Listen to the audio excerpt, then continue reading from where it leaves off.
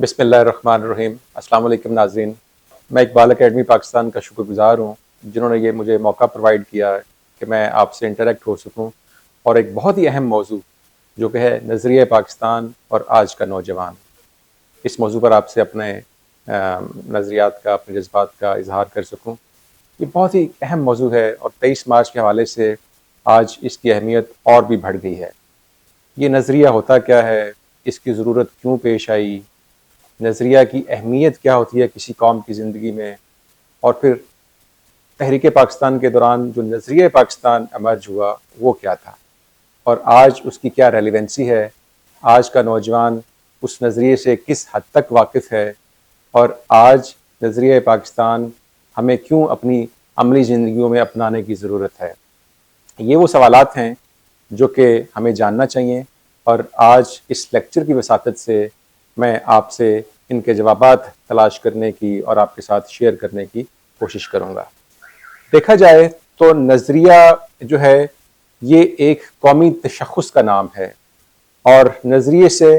कौम को एक शनाख्त मिलती है, और चूँकि हर कौम का नज़रिया दूसरी कौम से मुख्तलिफ होता है तो वो जो कौम होती है वो अपने नज़रिए से जानी जाती है, अपने नज़रिए से पहचानी जाती है। मिसाल के तौर पर अगर चीनी कौम के नज़रिए की बात की जाए तो उनका नज़रिया कम्युनिज़्म है और इसी ताल्लुक़ की बुनियाद पर उनका जो एक तशख़्ख़ुस बना है दुनिया भर में वो कम्युनिस्ट कौम के हवाले से है, कम्युनिस्ट नज़रिए के हवाले से है। इसी तरह किसी भी कौम में जो एक कदर मुश्तरक होती है वो नज़रिया होती है। बाज़ औक़ात ऐसा होता है कि मज़हब की बुनियाद पर, ज़ुबान की बुनियाद पर, रस्म व रवाज की बुनियाद पर या नस्ल की बुनियाद पर या किसी ख़ास टेरिटरी की बुनियाद पर कोई कौम इकट्ठी होती है। अगर फ़र्ज़ कर लिया जाए कि ये तमाम अनासर ना भी हों तो जो चीज़ इनको इकट्ठा करती है, इनको जोड़ती है, वो नज़रिया होती है। वो किसी कौम की एक ख़ास आइडियालॉजी होती है जिसकी बुनियाद पर इन इंग्रेडिएंट्स की एब्सेंस में भी, इनकी अदम मौजूदगी में भी कोई कौम उस नज़रिए की बुनियाद पर अपने आप को मुत्तहिद रख सकती है। इसी तरह ये जो नज़रिया होता है ये उनकी कमी और उनका खला पुर कर सकता है। दूसरा है ये जो नज़रिया होता है किसी भी कौम का जो मकसद होता है उसका तयन करता है। हमारा मकसद क्या है एज ए नेशन, हमारे ऑब्जेक्टिव्स क्या हैं, हम बतौर कौम कैसे अपने ऑब्जेक्टिव्स को इकट्ठा रख सकते हैं। तो इस हवाले से बर्टरैंड रसल जो कि एक मारूफ बरतानवी फ़लसफ़ी है, उसका ये कहना है कि जदीद दौर में नज़रिए ने मज़हब की जगह भी ले ली है एक तरह से, और जो नज़रिया है ये मुआशरे की समाजी, सियासी और मुआशी निज़ाम की बुनियाद फराहम करता है। और उसका ये कहना है कि मिसाल के तौर पर एक निज़ाम में अगर पैसा और सरमाया की बुनियाद पर पसंद नापसंद की जाती है तो जो पैसा या सरमाया है वो उस कौम का नज़रिया बन जाता है। इसी तरह ये जो नज़रिया होता है ये हुब्बुल वतनी के फ़रोग़ में एक रोल प्ले करता है। एक अपना एक ख़ास आप यूँ कह लीजिए कि नेशनलिज़म के अंदर पैट्रियोटिज़म क्रिएट करने के हवाले से आइडियालॉजी होती है, वो एक बड़ा बुनियादी रोल प्ले करती है। नज़रिया जो है वो ममलिकत के जो शहरी हैं उनके अंदर वतन से जो प्यार का जज्बा है वो उभारने में, उजागर करने में अपना रोल प्ले करता है। इसी तरह ये जो नज़रिया है ये एक मुश्तरका तर्ज अमल अपनाने में भी किसी भी कौम की डायरेक्शन मुतय्यन करता है। नज़रिए की मदद से बहरान के अय्याम में कौम को इकट्ठा किया जा सकता है, मुत्तहिद किया जा सकता है, उनको एक यूनिटी प्रोवाइड की जा सकती है। ये वो सारे छोटे छोटे कंपोनेंट्स हैं, एलिमेंट्स हैं जो कि नज़रिए के हवाले से हैं। अब देखते हैं कि तहरीक पाकिस्तान में ये जो नज़रिया पाकिस्तान है ये कंसेप्ट कैसे एमर्ज हुआ, ये कैसे डेवलप हुआ, और जो नज़रिया पाकिस्तान है उसने कैसे फिर जनूबी एशिया के मुसलमानों की एक डायरेक्शन मुतय्यन की, उनकी एक सिमत का तयन किया और फिर आगे चलकर उनको एक आज़ाद वतन दिलाने में इस आइडियालॉजी ने एक बुनियादी रोल प्ले किया। देखिए, इस कॉन्सेप्ट को समझने के लिए जो मुख्तलिफ मौरख़ीन हैं, एक्सपर्ट्स हैं, उन्होंने अपनी अपनी ओपिनियन का इजहार किया है। मिसाल के तौर पर कुछ लोगों का ये ख्याल है कि ये जो हिंदुस्तान के अंदर अंग्रेज़ आए थे, ईस्ट इंडिया कंपनी आई थी, उसने यहाँ पर ڈیوائڈ اینڈ رول کا کانسیپٹ دیا، کیونکہ ہم سب جانتے ہیں کہ ہندوستان کوئی ایک ملک نہیں تھا. ایک نظریے کے حوالے سے یہاں پر کئی اقوام آباد تھیں، اسی لیے اس کو بر صغیر کہا جاتا تھا، اور اس میں کئی ایتھنک گروپ تھے، کئی ریلیجس کمیونٹیز تھیں.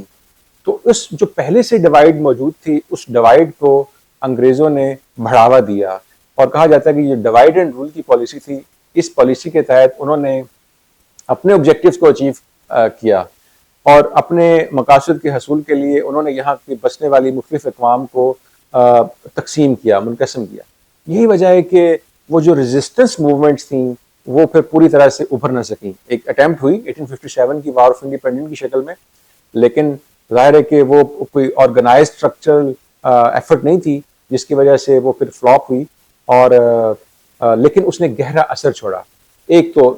نقطہ نظر یہ ہے کہ ڈیوائڈ اینڈ رول کی پالیسی کی وجہ سے یہاں پر مختلف اقوام کے درمیان ایک طرح سے تفریق پیدا ہوئی، اور اس تفریق نے پھر آگے چل کر ان کے اندر ایک نظریے کو جنم دینے میں اپنا رول پلے کیا. اسی طرح کچھ لوگوں کا یہ خیال ہے کہ جو آل انڈیا نیشنل کانگریس بنی، اس کانگریس کی جو سٹبننس تھی، اس کا جو ایٹیچیوڈ تھا ٹو ورڈز انڈین مسلمس، اس رویے نے بھی دو قومی نظریے کو پروان چڑھانے میں اور پھر آگے چل کر نظریے پاکستان کو عملی شکل دینے میں اپنا رول پلے کیا. اس کی تاریخ کے اندر بے شمار ایگزامپلس ملتی ہیں. اگرچہ کانگریس اپنے آپ کو ہندوستانیوں کی نمائندہ سیاسی جماعت کہتی تھی، لیکن اس کے قیام سے لے کر اور قیام پاکستان تک کی تاریخ کو اگر دیکھا جائے تو یہ خالصتاً ایک قوم کی پروٹیکشن کے لیے اپنا رول پلے کرتی ہے، چاہے وہ تقسیم بنگال کا معاملہ ہو، چاہے وہ مسلم لیگ کے قیام کا مرحلہ ہو، چاہے وہ تقسیم بنگال کی انلمنٹ کا واقعہ ہو، یا پھر اس کے بعد آپ دیکھیں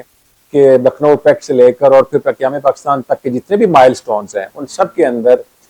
جو کانگریس کا ایٹیچیوڈ تھا ٹورڈز انڈین مسلمز. اس کی سب سے بڑی جو ایگزامپل دی جاتی ہے وہ 1937 کی جو کانگریس کی منسٹریز تھیں، ان کا جو رویہ تھا، اس نے بھی پھر اس سٹبننس کو آشکار کرنے میں، ظاہر کرنے میں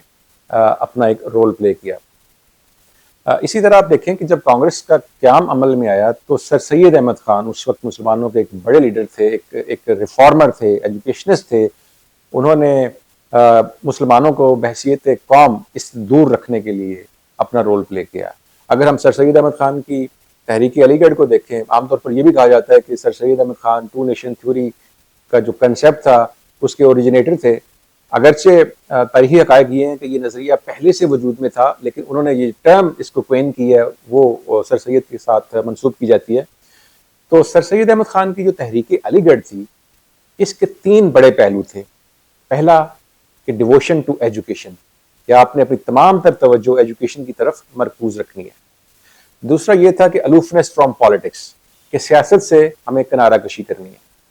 اور تیسرا یہ تھا کہ لائلٹی ٹو دی برٹشرز، کہ انگریزوں کے ساتھ ہم نے ابھی لائل ہونا ہے، کیونکہ گراؤنڈ ریالٹیز یہ تھی. لیکن انہوں نے یہ کہا کہ آپ نے کانگریس کے قریب دیا. کانگریس چونکہ اس کی جو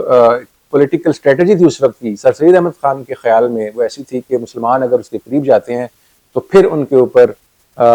وہ ایلیگیشن لگیں گے کہ یہ جی بغاوت کر رہے ہیں، اور یہ جی احتجاج کر رہے ہیں، اور یہ جو اس طرح کا ان کا ایٹیٹیوڈ ہے، جس سے پھر ان کے لیے حالات جو ہیں وہ تنگ نہ ہوں گے، نام صاحب حالات ہوں گے، اور پھر ان کو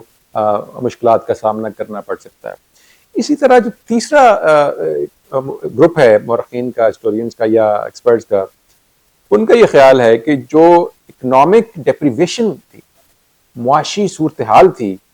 جنوبی ایشیا کے مسلمان سمجھتے تھے کہ اس سارے سینیریو کے اندر، اس سچویشن کے اندر وہ معاشی طور پر خوشحال نہیں ہو سکتے جب تک کہ وہ اپنا الگ وطن حاصل نہ کریں. باقی اگرچہ بے شمار چھوٹی چھوٹی وجوہات ہیں جو کہ قیام پاکستان کا محرک بنی، اور ٹو نیشن تھیوری کا اور نظریہ پاکستان کا ایک طرح سے محرک بنی، لیکن یہ 3 بڑے آسپیکٹس ہیں. ایک تو انگریز کی ڈیوائڈ اینڈ رول کی پالیسی، دوسرا جو کانگریس کی سٹبننس تھی، اور تیسرا یہ جو اکنامک ڈیپریویشن تھی، ڈسپیرٹی تھی، عدم مسابقت تھی. ان 3 بڑے عوامل نے اس نظریے کو پروان چڑھانے میں اپنا ایک رول پلے کیا. تو یہ تو تھا وہ سارا ایک مرحلہ جس میں نظریہ پاکستان پروان چڑھا. اب جہاں تک تعلق ہے کہ اس نظریے کی بنیاد پر جنوبی ایشیا کے مسلمانوں نے اپنے الگ وطن کا مطالبہ کیا، ظاہر ہے کہ اس کے پیچھے ایک نظریہ تو ایک بڑے محرک کے طور پر تھا ہی تھا، اور دوسرا یہ تھا کہ یہ نظریہ جس بنیاد پر وجود میں آیا اس کا ایک بڑا فیکٹر دونوں قوموں کا آپس میں ایک طویل اختلاف بھی تھا، وہ مذہب کی بنیاد پر تھا۔ ظاہر ہے کہ دونوں قومیں اگرچہ سیاسی طور پر ایک طویل عرصے سے اس خطے میں اکٹھی رہتی آ رہی تھیں، لیکن دونوں کبھی بھی آپس میں مدغم نہیں ہوئی، ایک مذہب کے انڈر، ایک پرچم کے انڈر نہیں آئیں، اور ظاہر ہے کہ اس کی بنیادی وجہ یہ تھی کہ دونوں کے جو ریلیجس تھاٹس تھے، آئیڈیاز میں، اس میں ایکسٹریم تضاد تھا۔ مثال کے طور پر اگر ہم قائد اعظم رحمۃ اللہ علیہ کی جو صدارتی اسپیچ تھی 23 مارچ 1940 کے لاہور کے ریزولوشن کے موقع پر، تو اس کو اگر ہم دیکھیں تو اس میں بڑا واضح طور پر وہ بتاتے ہیں کہ ایک قوم کا ہیرو دوسری قوم کا ولن، ایک قوم گائے کا گوشت کھاتی تھی، دوسری اس کی پرستش کرتی تھی، اور وہ ایک پوری فہرست دیتے ہیں کہ کیوں ہم ان سے مختلف ہیں اور کیوں ہم ایک الگ قوم ہیں۔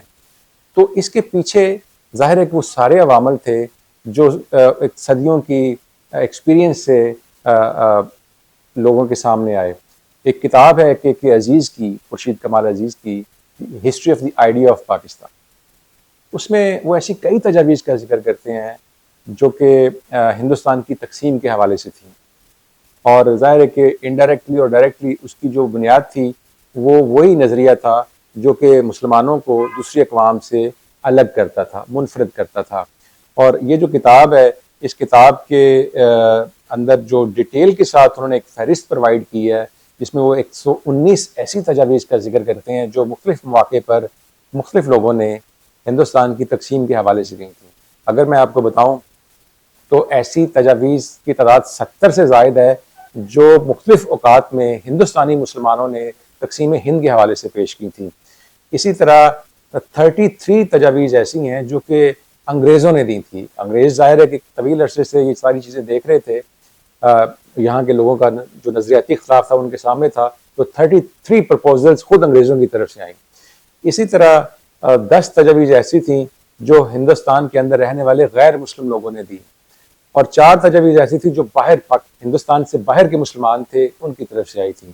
اور اسی طرح 2 تجاویز غیر ملکیوں نے دی۔ 119 کے قریب تجاویز کا وہ ذکر کرتے ہیں تقسیم کے حوالے سے۔ اور اگر ان موٹی موٹی تجاویز کا ذکر میں اپنے آڈینس کے سامنے رکھوں تو جیسے 1890 میں عبد الحلیم شرر نے تجویز دی، اسی طرح 1913 میں ولایت علی ایک کالم لکھا کرتے تھے گپ شپ کے عنوان سے، اس میں انہوں نے تقسیم ہند کے حوالے سے بات کی، اور 1915 میں چودھری رحمت علی نے بزم شبلی کے اجلاس میں اس طرح کا ایک آئیڈیا دیا۔ 1917 میں جو خیری برادران تھے انہوں نے سٹاک ہوم کانفرنس میں اسی طرح کے خیالات کا اظہار کیا۔ 1918 میں سر آغا خان کا ایک آرٹیکل ہمیں ملتا ہے جس میں ہندوستان کو تقسیم کرنے کا آئیڈیا دیا گیا تھا۔ 1920 میں قاضی عزیز الدین بلگرامی کا ایک خط ہے جو کہ کھلا خط اوپن لیٹر تھا، اس میں ان تجاویز کا ذکر کیا گیا۔ اسی طرح 1923 میں سردار گل محمد خان جو تھے، یہ تھے صدر انجمن اسلامیہ ڈیرہ اسماعیل خان، انہوں نے اسی طرح کا ایک آئیڈیا دیا۔ اور پھر آپ دیکھیں کہ مولانا حسرت موہانی نے 1924 میں تقسیم ہند کی بات کی۔ 1925 میں فرسٹ علی گڑھ اسکیم نام سے ایک تجویز سامنے آئی۔ 1928 میں جو مرتضیٰ مکیش تھے انہوں نے روزنامہ انقلاب میں اسی طرح کا ایک آئیڈیا دیا۔ اسی طرح 1929 میں فضل کریم خان کی جو کتاب ہے اس میں تقسیم ہندوستان کے حوالے سے آئیڈیا فلوٹ کیا گیا۔ 1930 کا خطبہ الہ آباد ہم دیکھتے ہیں علامہ محمد اقبال کا، جس میں ایک الگ وطن کے قیام کا تصور پیش کیا گیا۔ 1933 میں چودھری رحمت علی کا جو پامفلیٹ تھا ناؤ اور نیور، اب یا کبھی نہیں، اس میں ایشو کو مزید آگے بڑھایا گیا۔ سید عبداللطیف کی جو کتاب ہے federation of the cultured zones of India, یہ 1936 میں آئی، اس میں اسی طرح کے آئیڈیاز کا اظہار کیا گیا۔ پھر سندھ مسلم لیگ کی قرارداد جو بڑی فیمس ہے 1938 میں، اس میں، اور پھر فائنلی 23 مارچ 1940 کو قرارداد لاہور کے موقع پر ایک الگ وطن کے قیام کا مطالبہ جنوبی ایشیا کے مسلمانوں نے اپنے آفیشیل پلیٹ فارم سے، یعنی کہ جو ان کی نمائندہ سیاسی جماعت تھی آل انڈیا مسلم لیگ، اس کے پلیٹ فارم سے یہ مطالبہ سامنے رکھا۔ تو ان تمام تجاویز کے پیچھے جو بنیادی بات تھی وہ وہی نظریہ تھا جو کہ کسی نہ کسی شکل میں نظریہ پاکستان بنا، یہ نظریہ پاکستان سے مراد کہ ہم ان سے کیوں کر مختلف ہیں، ہم کیوں الگ ہونا چاہتے ہیں، اور ہم کیوں ایک سیپریٹ ہوم لینڈ کی ڈیمانڈ کر رہے ہیں. تو ان سب کے اندر جو قدر مشترک تھی وہ یہی نظریہ تھا. یہ جو سارے عوامل ہم نے دیکھے ہیں، یہ وہ عوامل تھے جو کہ کسی نہ کسی شکل میں نظریہ پاکستان کا محرک بنے، اور قیام پاکستان کے لیے ان عوامل نے ایک بنیادی رول پلے کیا. اب ہم آتے ہیں دوبارہ نوجوانوں کی طرف، جو کہ ہمارا موضوع کا دوسرا حصہ ہے کہ یہ جو نظریہ پاکستان ہے اس کی کیا ریلیونسی ہے نوجوانوں کے ساتھ اور آج کے نوجوان کے لیے خاص طور پر. تو اس کو بھی سمجھنے کے لیے ہمیں پہلے تو قائد اعظم رحمۃ اللہ علیہ کا جو نظریہ تھا نوجوانوں کے حوالے سے اس کو بھی دیکھنا پڑے گا. آپ کی جتنی بھی اسپیچز اور اسٹیٹمنٹس نوجوانوں کے حوالے سے ہیں اس کو اٹھا کر دیکھیں تو ہمیں آئیڈیا ہوتا ہے کہ وہ کس حد تک ریلائی کرتے تھے اپنی یوتھ پر. 1936 میں جب آل انڈیا مسلم اسٹوڈنٹ فیڈریشن کا قیام عمل میں آیا تو قائد اعظم نے ظاہر اس کی سرپرستی کی، اور ان کی جو اسپیچ ہے اکتوبر 1937 کو لاہور میں طلبہ سے خطاب کرتے ہوئے انہوں نے کہا کہ اپنی تنظیم کرو، یعنی کہ اپنے آپ کو منظم کرو اور یکجہتی اور مکمل اتحاد پیدا کرو، اور اپنے آپ کو تربیت یافتہ اور ایک مضبوط سپاہی بناؤ، اپنے اندر ایک اجتماعی جذبہ پیدا کرو اور رفاقت کا احساس پیدا کرو، اور ملک و قوم کے نصب العین کے لیے وفاداری سے کام کرو. اور مجھے تو کوئی وجہ نظر نہیں آتی کہ تاریخ میں آپ وہ مقام حاصل نہ کر سکیں جو کہ آپ کے آباء و اجداد نے حاصل کیا تھا. تو آپ اپنے اندر مجاہدوں سا جذبہ پیدا کریں. تو یہ وہ موٹیویشن تھی، ڈائریکشن تھی، پیٹرنزم تھی جو کہ قائد اعظم نے نوجوانوں کے حوالے سے، اور متعدد بار جب بھی آپ کسی بھی شہر میں تشریف لے کر جاتے تو آپ کی یہ کوشش اور خواہش ہوتی تھی کہ آپ اس شہر کی یوتھ کو اپنے ساتھ انگیج کریں. اب لاہور تشریف لاتے، لاہور کا اسلامیہ کالج، اس کا حبیبیہ ہال اس حوالے سے بڑا فیمس رہا ہے کہ آپ جب بھی تشریف لاتے تو نوجوانوں کو ملتے. اسی طرح جب آپ دوسرے شہروں میں جاتے تو نوجوان آپ کی اس تحریک پاکستان کا ہراول دستہ تھے. اور ویسے بھی دیکھا جائے تو جو نوجوان ہے، اگر ہم آج کے پاکستان کے حوالے سے بات کریں تو آپ دیکھیں کہ پاکستان کی آبادی کا ایک بڑا حصہ، اگر ہم لیس دین 35 ایئرس جو ہماری پاپولیشن ہے اس کا اندازہ لگائیں تو آبادی کا 64% بنتا ہے. تو یہ 64% جو آبادی ہے یہ نوجوانوں پر مشتمل ہے. اور ابھی جو الیکشن کمیشن کے اعداد و شمار ہمارے سامنے آئے ہیں، اگر ہم ان اعداد و شمار کا اندازہ لگائیں تو ہماری جو ووٹرز ہیں ان میں سے 6 کروڑ ووٹر وہ ہیں جو ینگ ووٹرز ہیں. یہ ہمارے ٹوٹل ووٹوں کا تقریباً 45% بنتا ہے.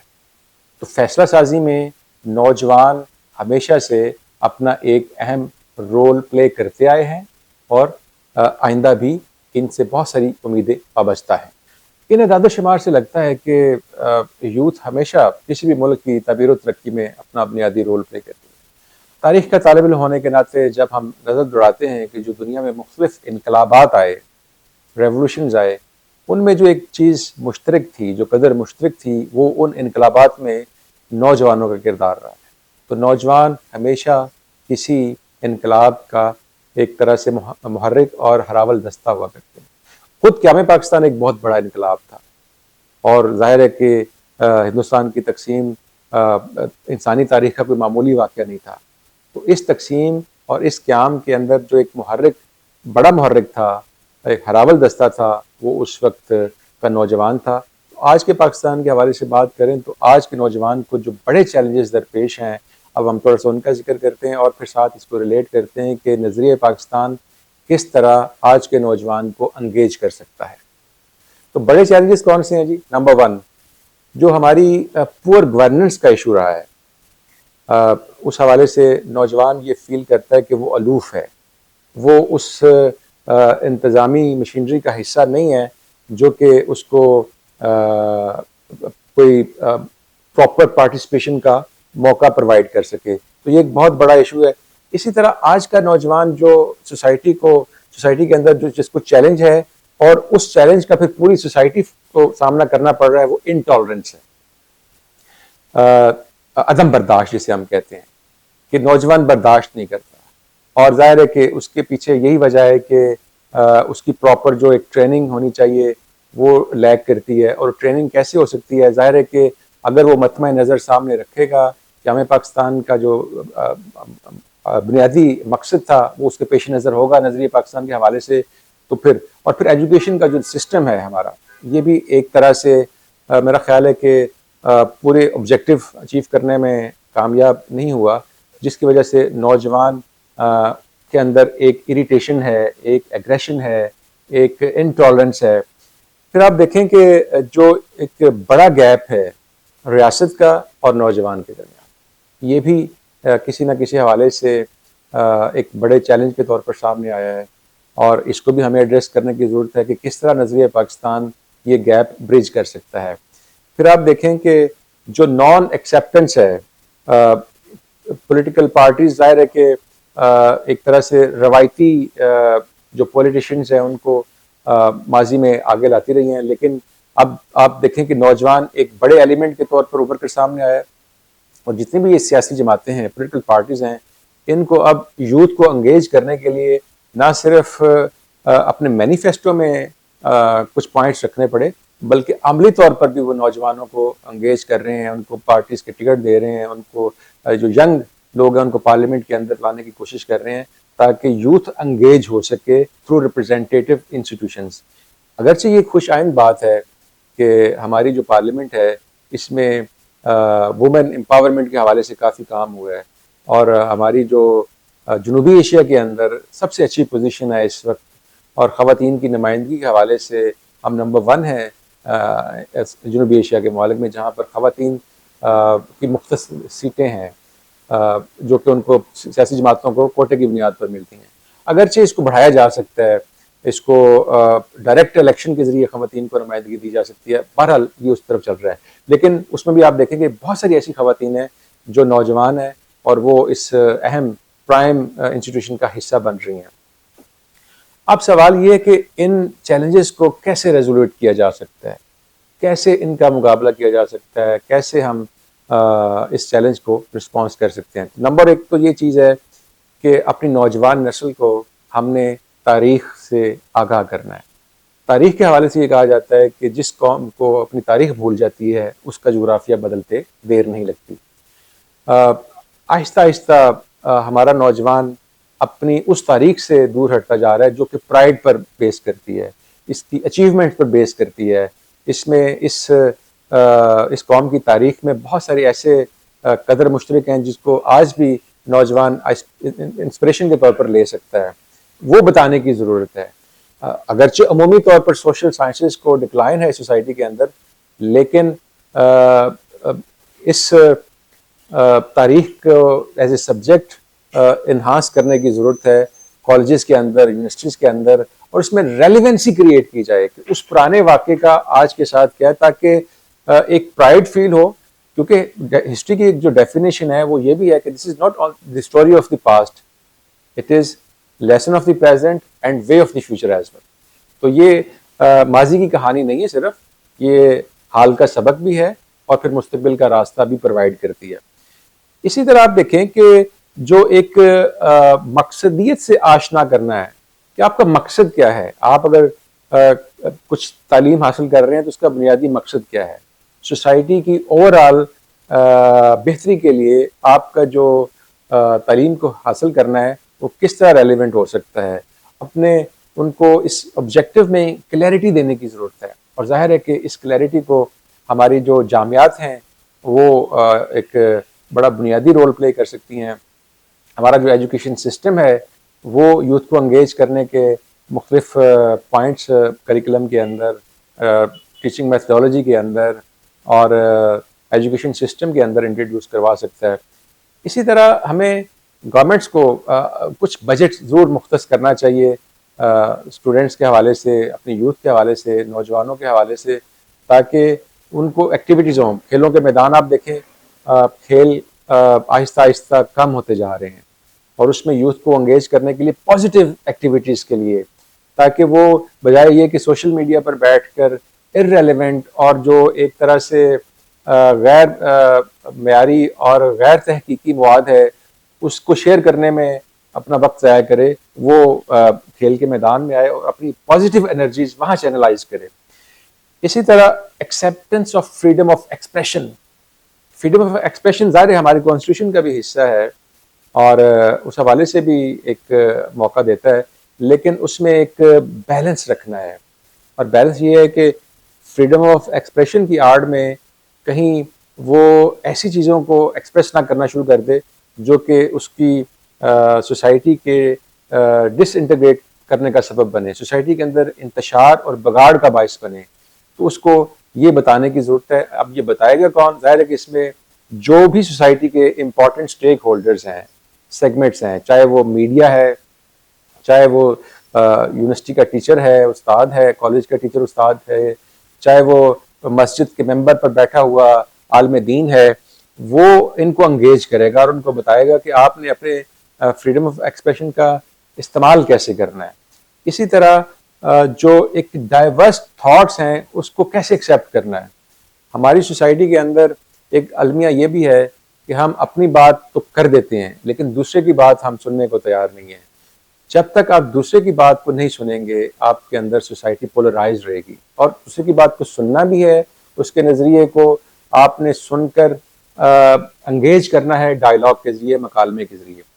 اسی طرح ظاہر ہے کہ ان سارے ایشوز کو آپ تب تک پراپرلی ایڈریس نہیں کر سکتے جب تک کہ معاشی طور پر نوجوان کو آپ آسودہ حال نہیں کرتے، اس کو جاب اپرچونٹیز. ظاہر ہے کہ گورنمنٹ، پوری دنیا میں گورنمنٹ کے پاس لمیٹیڈ اپرچونٹیز ہوتی ہیں جاب کے حوالے سے، لیکن ٹیکنیکل اور ووکیشنل ایجوکیشن کی طرف آنا ہے. ان کو ایسے ہنر سکھائے جائیں، ان کو ایسی تربیت دی جائے کہ وہ خود سے اپنے لیے روزگار کے مواقع پیدا کر سکے. اسی طرح ایک انیبلنگ انوائرمنٹ کریٹ کرنا ہے، اور اس انوائرمنٹ کے اندر وہ اسٹوڈنٹ جو ہے یا جو یوتھ ہے یا جو نوجوان ہے وہ اپنے آپ کو ارریلیونٹ نہ سمجھے. آپ دیکھیں کہ ہمارے جو الیکشنز کے اندر جو ٹرن آؤٹ کم ہوتا ہے، اور جو میں نے آپ کو کہا کہ 45% یوتھ ہے، اور یوتھ اپنے گھر سے اٹھ کر ووٹنگ اسٹیشن تک، پولنگ اسٹیشن تک نہیں جاتا، اور اس کی وجہ یہی ہے کہ وہ اپنے آپ کو ارریلیونٹ سمجھتا ہے. وہ یہ سمجھتا ہے کہ شاید میں اس پولیٹیکل چینج کو ورتھ نہیں دے سکتا، لہذا اس کی یہ جو سوچ ہے یہ اس کو پولیٹیکل سسٹم کے ساتھ انگیج کر کے تبدیل کی جا سکتی ہے. اور اس کے لیے ظاہر ہے کہ جو پولیٹیکل پارٹیز ہیں جنہوں نے سوسائٹی کو لیڈ کرنا ہوتا ہے سیاسی طور پر، ان کا بڑا بنیادی رول بنتا ہے کہ خاص طور پہ جو پاپولر لیڈرشپ ہے ساری سیاسی جماعتوں کی، ان کو یوتھ کو انگیج کرنے کے لیے پارٹی سطح پر، حکومتی سطح پر اور پارلیمنٹ کے اندر مختلف سٹیپس پر، مختلف اداروں کے اندر اپنا کنٹریبیوشن کرنا ہے. اسی طرح یوتھ کو انگیج کرنے کے حوالے سے جس طرح میں نے ہسٹری کا ذکر کیا کہ تاریخ بہت اہم رول پلے کر سکتی ہے، اسی طرح جو آرٹ اینڈ کلچر ہے وہ بھی بہت بنیادی رول پلے کر سکتا ہے. ویسے بھی آرٹ کے حوالے سے یہ کہا جاتا ہے کہ یہ کسی بھی سوسائٹی میں امن کو پروموٹ کرنے کے لیے، پیس کو پروموٹ کرنے کے لیے، ٹالرنس کو بڑھانے کے لیے بڑا بنیادی رول پلے کرتا ہے. تو اس طرح کی جو آرٹ اور کلچر سے ریلیٹڈ ایکٹیویٹیز ہیں وہ ہمیں یہاں پر انٹروڈیوس کروانی ہے. اسی طرح ان کی کیپیسٹی بلڈنگ کرنی ہے. ہمارا جو یوتھ ہے، نوجوان ہے، صلاحیتیں اس میں بہت زیادہ ہیں، ماشاءاللہ ٹیلنٹڈ ہے. مجھے مختلف ممالک میں جانے کا اتفاق ہوا تو کبھی جاؤں تو ہم کمپیئر کرتے ہیں اپنی یوتھ کو، جیسے ہم کئی سالوں سے یونیورسٹی میں پڑھا رہے ہیں نوجوانوں کو، اور جب ہم اپنے نوجوان کو کسی دوسرے ملک کے نوجوان سے کمپیئر کرتے ہیں تو ہمیں بڑا اچھا فیل ہوتا ہے، خوشی محسوس ہوتی ہے کہ ہمارا نوجوان صلاحیتوں کے اعتبار سے ان سے کسی طور پر پیچھے نہیں ہے. لیکن اس کو وہ مواقع ملنے کی ضرورت ہے. جس طرح اقبال نے کہا تھا کہ ذرا نم ہو تو یہ مٹی بہت زرخیز ہے، تو اس نمی کو پیدا کرنے کی ضرورت ہے. اسی طرح ڈائلاگ کا کلچر پروموٹ کرنا ہے. مسئلہ یہ ہے کہ ہم جو ہیں وہ یا تو آؤٹ رائٹلی کسی چیز کو ریجیکٹ کر دیتے ہیں یا پھر آؤٹ رائٹلی کسی کو ایکسیپٹ کر لیتے ہیں.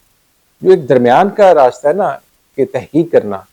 کہ تردید بھی کرنی ہے تو تھرو تحقیق کریں، اور اگر آپ نے کسی کو ایکسیپٹ بھی کرنا ہے تو تھرو تحقیق کریں. تو یہ ڈائلاگ کا کلچر پیدا کرنے کی ضرورت ہے ایک تو چیز. باقی اس کو نظریہ پاکستان سے کیسے ریلیٹ کر سکتے ہیں، تو جس طرح میں نے پہلے ذکر کیا کہ جو نظریہ ہوتا ہے یہ قومی مقاصد کا تعین کرتا ہے.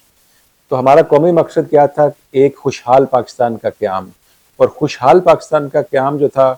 ظاہر ہے کہ وہ اس کو اس آبجیکٹیو کو اچیو کرنے کے لیے نوجوان انگیج کیے جا سکتے.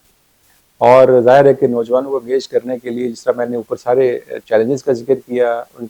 ان کو اچیو کرنے کے لیے مختلف، ان کو رسپانس کرنے کے لیے مختلف ریکمنڈیشنز اور ریمیڈیز کا ذکر کیا، اس میں ایک یہ بھی ہے کہ قومی مقاصد کے تعین میں نوجوان کو انگیج کیا جائے۔ اسی طرح یہ جو نظریہ ہوتا ہے نا، یہ سماجی نظام کی بنیاد ہوتی ہے۔ نظریہ پاکستان قیام پاکستان کی بنیاد تھا، اور آج قیام پاکستان کے بعد استحکام پاکستان کے لیے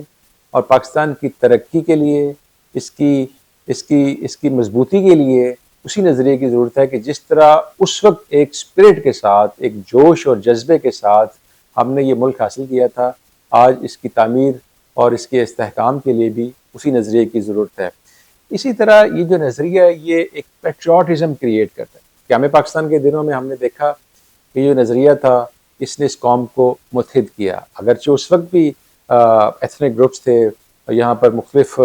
صوبوں میں رہنے والے، مختلف زبانیں بولنے والے، مختلف کلچر رکھنے والے لوگ تھے، لیکن کس چیز نے ان کو اکٹھا کیا؟ وہ نظریہ پاکستان تھا جس نے ان کو کہا کہ جی ہم لے کر رہیں گے پاکستان اور بن کر رہے گا پاکستان۔ وہ نظریہ ان کے درمیان ایک بائنڈنگ فورس تھا۔ تو وہی نظریہ آج کے پاکستان میں مختلف علاقوں میں رہنے والے، مختلف ڈائیورس ویوز رکھنے والے، مختلف سیاسی نظریات رکھنے والے نوجوان کو کم از کم ایشوز پر متحد اور متفق کر سکتا ہے کہ ہمارے سیاسی ایشوز بھلے یہ ہیں، ہمارے سیاسی آئیڈیاز، نظریات یہ ہیں، لیکن سب سے پہلے جو پاکستان ہے اور پاکستان کی قیمت پر ہم اپنے پولیٹیکل آئیڈیاز کو نہ پروموٹ کریں، ہم نظریہ پاکستان کی اس تحریک کے طرح آج تحریک پاکستان کی طرح ہی قیام پاکستان کے بعد آج استحکام پاکستان کے لیے بھی اپنا رول پلے کریں۔ اسی طرح مشترکہ جو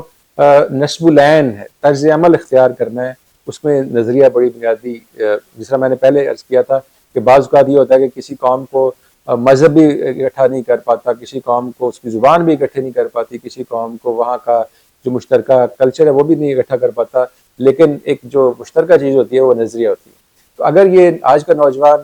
ہم آج کے نوجوان کو یہ باور کرانے میں کامیاب ہو گئے کہ پاکستان کے لیے آپ نے، ہم نے، سب نے مل کر اپنا کردار کیسے ادا کرنا ہے، تو میرا خیال ہے کہ وہ جو مشترکہ طرز عمل ہوگا، اس کا جو تعین ہوگا، وہ استحکام پاکستان کے لیے ایک بہت ہی بنیادی رول پلے کر سکتا ہے۔ تو یہ تو چیز وہ ساری باتیں جو 23 مارچ کے حوالے سے، نظریہ پاکستان کے حوالے سے، آج کے نوجوان کے حوالے سے ہم نے کی، اور میں سمجھتا ہوں کہ اقبال اکیڈمی پاکستان نے یہ لیکچر ارینج کر کے، یہ گفتگو ارینج کر کے ایک بہت پازیٹیو رول پلے کیا ہے، اپنا کنٹریبیوٹ کیا ہے سوسائٹی کے اندر۔ اور میں ڈائریکٹر اقبال اکیڈمی جناب ڈاکٹر عبدالرفیق رفیقی صاحب کا شکر گزار ہوں کہ انہوں نے مجھے یہ موقع پرووائڈ کیا کہ میں آپ سے انٹریکٹ ہو سکوں، اور اس ریکارڈنگ کے ذریعے، اس ویڈیو کے ذریعے، اس گفتگو کے ذریعے ہم سوسائٹی کے لیے کچھ نہ کچھ کنٹریبیوٹ کر سکیں۔ میں یہ سمجھتا ہوں کہ ہم کلاس روم میں کھڑے ہو کر تو اپنی گفتگو کرتے ہی رہتے ہیں، اپنا رول پلے کرتے ہیں، لیکن آج کل چونکہ سوشل میڈیا کا دور ہے، میڈیا کا زمانہ ہے، اور آپ کی آواز اس چینل کے ذریعے، اس سوشل میڈیا کے ذریعے ان تمام لوگوں تک بھی پہنچ جاتی ہے جو کہ فزیکلی آپ کے سامنے موجود نہیں ہوتے۔ تو میں آخر میں ایک مرتبہ پھر اقبال اکیڈمی کا، ان کے ڈائریکٹر جناب رفیقی صاحب کا شکر گزار ہوں کہ انہوں نے یہ مجھے موقع دیا اور میں آپ سے مخاطب ہو سکا۔ Thank you.